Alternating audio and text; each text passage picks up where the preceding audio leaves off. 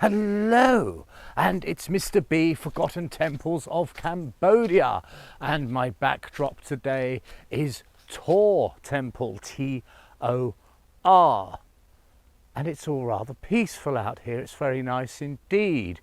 Now Tor, I've had a quick look around, doesn't really have much to offer. It's a very plain grouping of temples. These are 12th century ones, some of the earlier sort of style, but it's very confusing because there's 3 of them and they just seem to have been plonked down. The symmetry isn't there, and we've got doorways facing doorways. Rather confusing, but there must have been a jolly good reason. They didn't spend all this time to engineer these things just because it was a whim, that's for sure. So it's a bit like a sort of dour lady sitting in the corner of a local disco or something. She's dressed rather plainly, she just has plain makeup, and her hair is done in a very sensible fashion that she probably picked up from her mother. So not the most exciting of temples, but a temple all the same, and one that demands our respect, and one that we need to put in our lovely bag of temples. So let's have a very brief walk around tour and see what it will say to us. And there is our trilogy of Tor.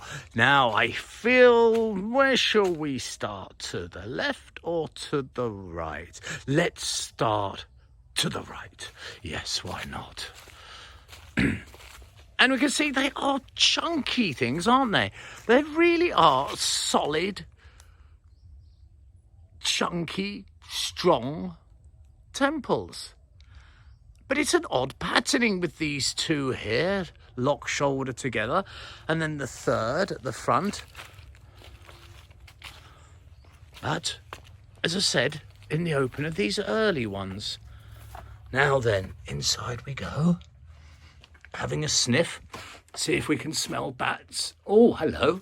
Oh, hello. Oh, well done. Well, chunky works. Look, he's still got all his roof. And I just jumped, if the camera moved there, because a huge rat just went up the side and made me jump. Oh, Mr. Ratty, you little bugger, you've got your home in here. So he's chunky, he's strong, and he's got a chum who's a rat. Oh, there's another one. Can you see them? Can you see them? He's there. Can you see?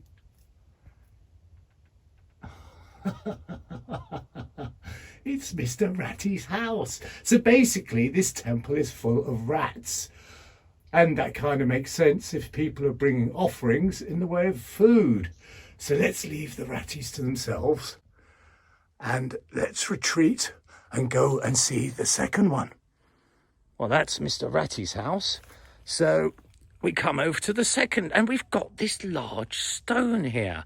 I'd imagine there'd be, oh, look, there you go. One doesn't have to imagine if one opens. All right, look, there's a second here. Now, they would have gone next to one another and formed, you know, a gateway, a doorway through to the second temple. Now, if there's rats in the other one, you know there's going to be rats in this one. So I'll give a loud cough to announce my arrival. And it's not just rats. We once had a dragon. Look, you can see his teeth. I mean, why they were so god-awful at stealing things is a mystery to me. Because all they've done is defaced it. They haven't really stolen anything.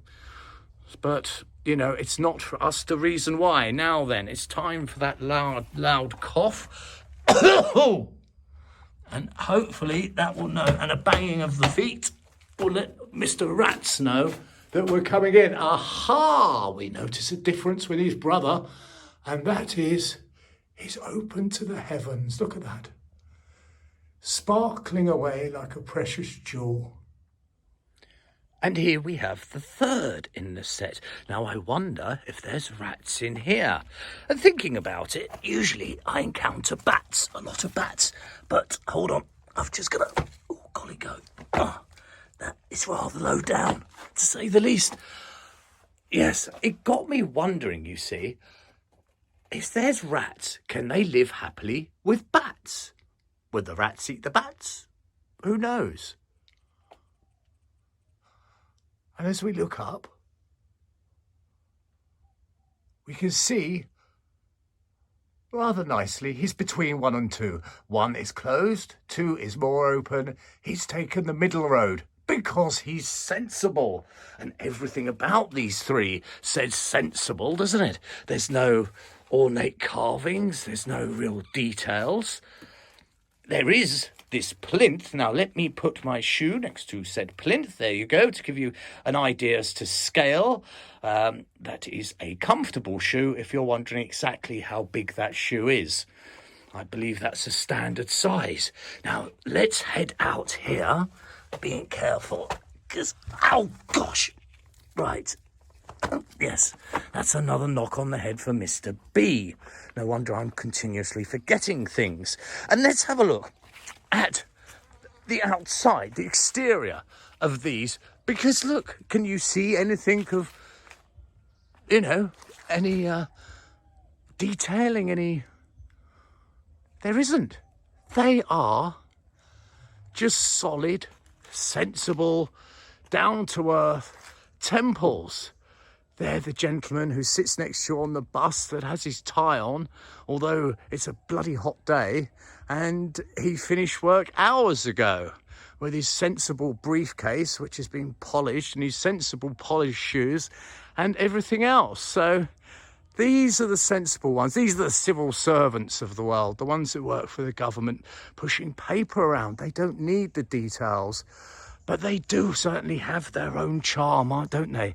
They really are. They're solid, they're strong, and they're home to a lovely family of little rats. Isn't that sweet?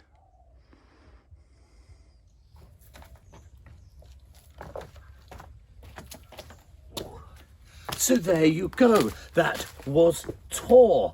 3 little brothers sitting out here in the countryside, and although rather dour and rather sensible, then still of interest, because it's always a lovely drive to these things. And we did see a few elements, didn't we?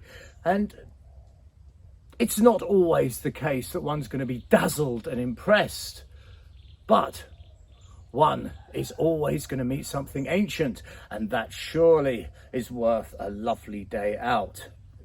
This has been Mr. B for Forgotten Temples of Cambodia. If you have any questions, comments or queries, you know where you can stick them, and down below they go. Until next time, do take the very best of care.